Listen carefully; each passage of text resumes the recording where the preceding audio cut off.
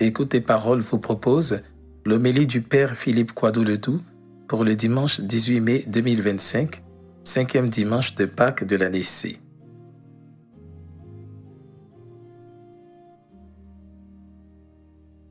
La première lecture est tirée du livre des Actes des Apôtres, chapitre 14, versets 21 à 27.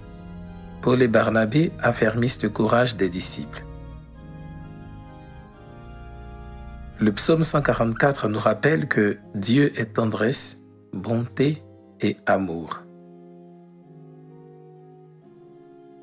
Voici que je fais toutes choses nouvelles, entendons-nous dans l'Apocalypse de Saint Jean, chapitre 21, versets 1 à 5.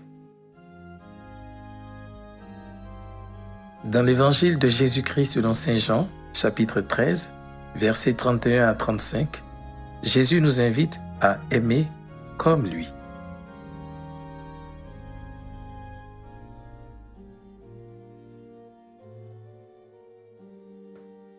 Malgré les efforts des hommes pour vivre heureux et en paix, nous voyons le mal et la mort s'abattre avec davantage de force sur le monde. Conflits, guerres, attentats, pauvreté, oubli et rejet de Dieu, clivages sociaux, politiques et religieux. Toute cette haine et cette division peuvent nous laisser pessimistes au sujet de l'avenir de l'humanité. Toutefois, celui qui croit véritablement en la résurrection de notre Seigneur Jésus-Christ ne peut se résoudre à un tel pessimisme. Car, par sa résurrection, Jésus nous a montré que c'est à la vie que revient le dernier mot. Et c'est cette espérance que nous partage Jean l'Apocalypticien. J'ai vu un ciel nouveau et une terre nouvelle. Il n'y aura plus de pleurs, de cris ni de tristesse. Oui, Jean nous invite à partager avec lui cette vision optimiste d'un monde où la haine et la division auront totalement disparu pour laisser place à l'amour seul. Tel est donc le message de ce jour. Par la foi en la résurrection, ranimer en nous et autour de nous l'espérance d'un monde où règne l'amour. Rendre visible l'amour né de Dieu qui conduit à Dieu et qui chasse toute peur. Comme les apôtres hier, il nous revient aujourd'hui d'exhorter nos frères et sœurs à persévérer dans l'amour, car nous portons l'espérance de ce monde qui veut retrouver un souffle nouveau, celui de l'amour, de la paix, de la joie. Ainsi, partout où nous aurons à parler, il nous faudra prêcher l'amour et la miséricorde en dépit des épreuves d'incompréhension, de calomnie, de jalousie, de persécution, de haine et de violence. Le ressuscité l'a réalisé. Soyons, nous aussi, des prédicateurs du bien, de l'amour, du pardon et de la miséricorde.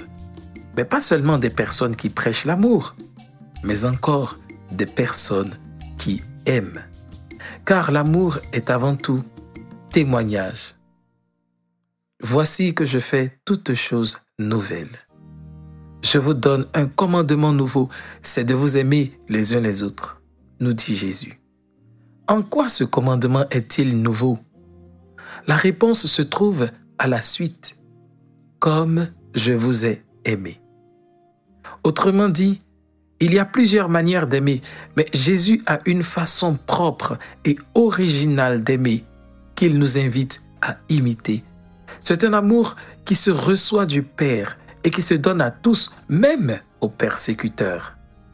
Ainsi, le commandement du Christ est nouveau dans la mesure où il requiert une humilité et une volonté de service qui mène à prendre la dernière place et à donner sa vie pour les autres.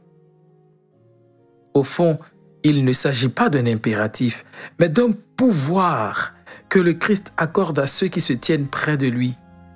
C'est le pouvoir d'accueillir l'amour du Père, de se laisser transformer par lui et de parvenir en définitive à le donner aux autres.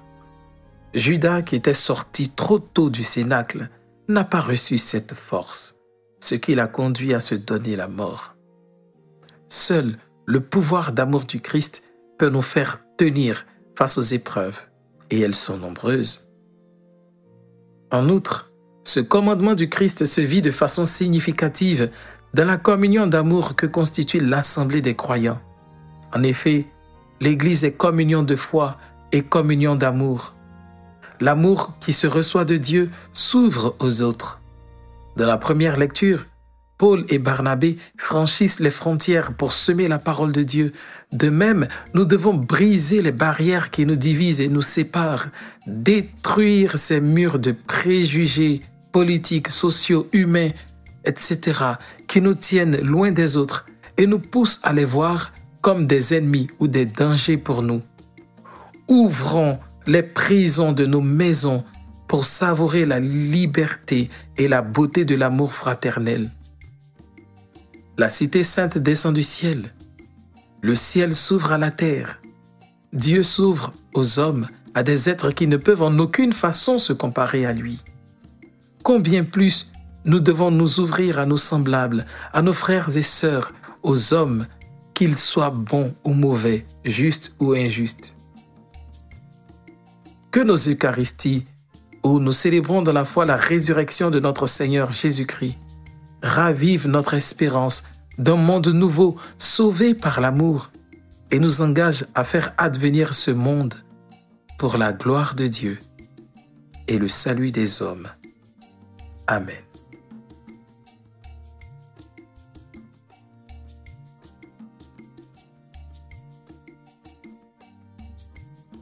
Avec les enfants de Fatima, disons cette prière.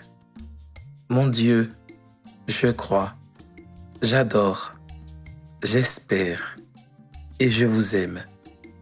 Je vous demande pardon pour ceux qui ne croient pas, qui n'adorent pas, qui n'espèrent pas et qui ne vous aiment pas.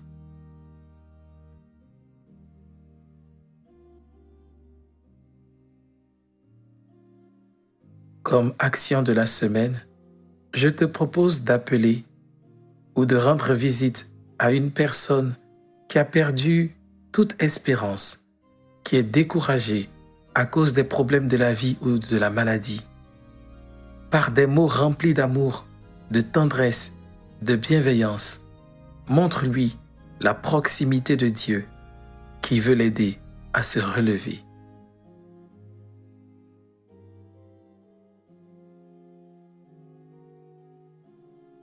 As-tu été interpellé par cette homélie?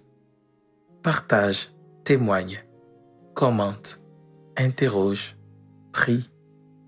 Pour recevoir les prochaines, abonne-toi à ma newsletter. Que Dieu te bénisse.